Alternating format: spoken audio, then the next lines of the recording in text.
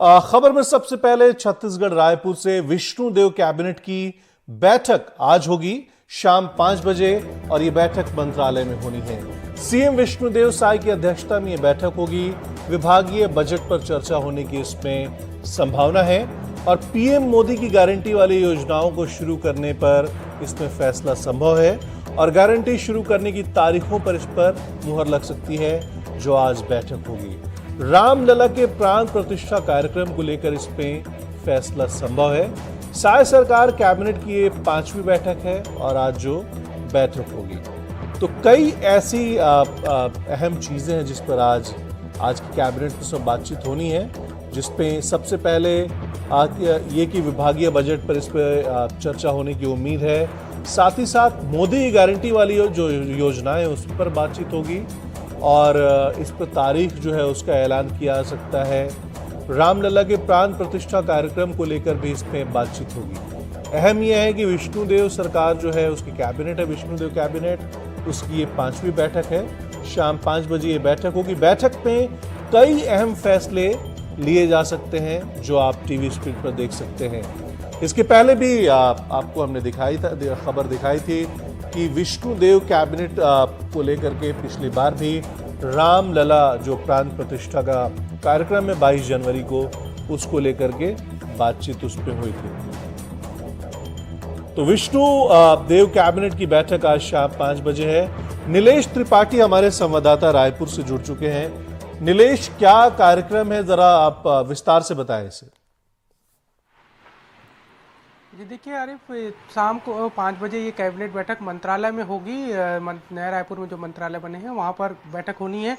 ये एक अहम बात है कि 17 दिन के भीतर ये तीसरी कैबिनेट की बैठक है। आमतौर पर देखा जाता है कि हालांकि ऐसा मुख्यमंत्री का और ये तो अपना विवेकाधिकार है कि वो कब बैठक लें, कितने दिन में बैठक ले लें, लेकिन आमतौर पर देखा जाता है कि कम से कम 1 महीना 2 महीने का जब सरकार कंटिन्यू चलती रहती है तो 1 महीना 1.5 महीने के बीच एक कैबिनेट बैठक होती है। लेकिन ये चूंकि लोकसभा चुनाव है आने वाले समय में, कुछ ही महीनों में हो सकता है, कुछ ही दिनों में इसकी घोषणा हो जाए, तो इसको ध्यान में रखते हुए बीजेपी हर वो संभव कोशिश कर रही है कि छत्तीसगढ़ में जो 11 लोकसभा सीटें हैं उस पर क्लीन स्वीप किया जाए और सभी सीटों पर भाजपा को जीत मिले। तो इसका बेस जो सबसे ज्यादा तैयार होगा, चूंकि पिछले 5 सालों में भाजपा की सरकार यहाँ नहीं थी, कई वादे किए सरकार में आने के लिए, उन वादों पर जनता ने भरोसा जताया और विधानसभा चुनाव में एक अच्छी जीत दी। अब उस जीत को लोकसभा चुनाव में कंटिन्यू रखते हुए क्लीन स्वीप करने की जो एक ख्वाहिश है बीजेपी की, उसको पूरा करने के लिए जितने भी ऐसे वादे थे जो जनता के सेंटिमेंटल से सीधे जुड़े हुए हैं, उनको पूरा करने पर विशेष ध्यान विष्णुदेव साय कैबिनेट दे रही है। उसी का नतीजा है, जैसा कि रामलला के दर्शन वाला मामला था, पिछली कैबिनेट में इस पर निर्णय लिया गया कि किस तरह से 25 जनवरी से 25 मार्च तक लोगों को, जो छत्तीसगढ़ के लोग हैं, उनको रामलला के दर्शन के लिए अयोध्या लेके जाया जाएगा। इसके लिए एक स्पेशल ट्रेन की डिमांड IRCTC से की गई है, जिसमें एक रूपरेखा बनाई गई है कि किस तरह से लोगों को भेजा जाए। इसके अलावा रामलला से जुड़े जो अन्य निर्णय भी हैं, हो सकता है आज की बैठक में ले लिए जाएं।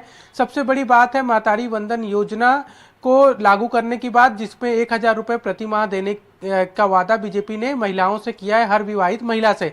अब उनको किस तरह से, क्या इसमें कोई क्राइटेरिया लाया जाए, या फिर क्योंकि इसमें अनुपूरक बजट जो पिछला विधानसभा सत्र हुआ था जी, ये मोदी की जो गारंटी है, जो लगातार इलेक्शन में भी प्रधानमंत्री मोदी कहते थे कि ये मोदी की गारंटी है, पूरी होकर रहेगी, वो क्या है, उसके भी बिंदु हम देख सकते हैं। उस पर बातचीत आज कैबिनेट की बैठक में हो सकती है। उसके बारे में बताएं, क्या वो अहम मुद्दे हैं उसमें।